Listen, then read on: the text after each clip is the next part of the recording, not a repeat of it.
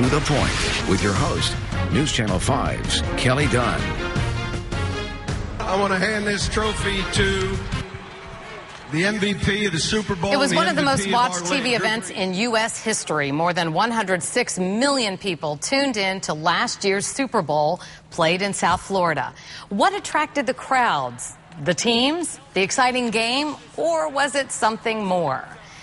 Welcome to the Point. Today we're doing something a little bit different. We do not have any politicians as guests, and we're not focusing on any major issues that are being debated.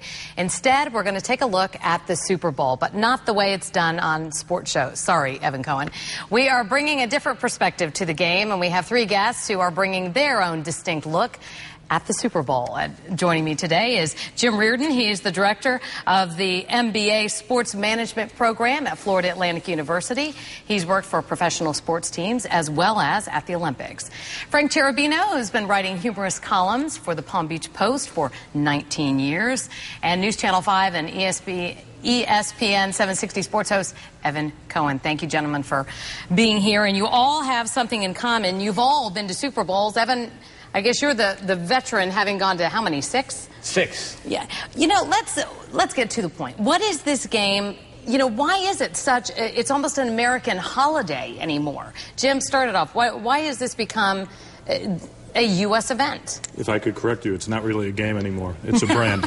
It's a brand. Okay. Yeah. It's like the Final Four. It's like the Olympics. It's people who don't know anything about sports that go, and it's the events that surround the game during the week and back and forth, and just people are attached to something. It's us that we can be attached, and people latch on to one team or the other, even if they're not from that town. So it's an American way, like the Final Four, and it's more of a social gathering than really a game.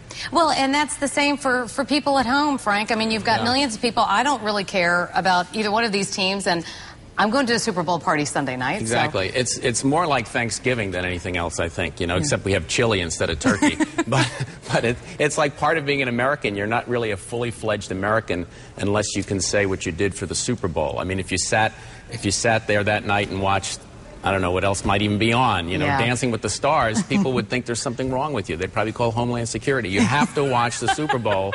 Even if you don't care about sports, you have to watch it for the commercials or for something, or the halftime show. There's got to be something for you to watch the Super Bowl. And so, Evan, I mean, this game lasts about 3 hours or so, and there's so many events leading up to it. What is bigger, the game or all of the pomp and circumstance? I think it's become, Kelly, the events around it. I mean, I think that the NFL has made a conscious effort to make sure that it's not just about Sunday. It's about Monday through Saturday as well. A lot of people get to the Super Bowl, media people get there on Monday. Fans will get there on Monday and spend a week, especially if it's in a warm weather climate like here in South Florida. They'll make it into their vacation. And everybody's trying to get on the list for the parties. Not everybody's breaking down, well, how is Troy Polamalu going to defend Aaron Rodgers? That they're more interested in, can I get into the Maxim party, the Playboy party? I mean, can they get into those parties? And that's what it's become. And that's why the NFL is such a huge brand, that they're smart enough to look at it as, we've got that night. We know we've got that night.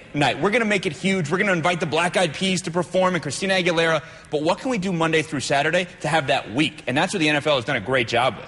All right, so I understand if you're at the Super Bowl and it's going to be an all-night party and all that sort of thing. But why do so many people call in sick the Monday after? I think, well, there's actually a study, or there have been some studies go out, that people have stressed out enough where they've had heart attacks or life-threatening illnesses after that, where they get so worried. And I just think everyone says they really can't. They can't get to work because they're too much partying, this and that. And, we were talking before, before we came on. I mean, if they do move to an 18-game schedule, there will be an opportunity to play the Super Bowl on President's Day weekend. So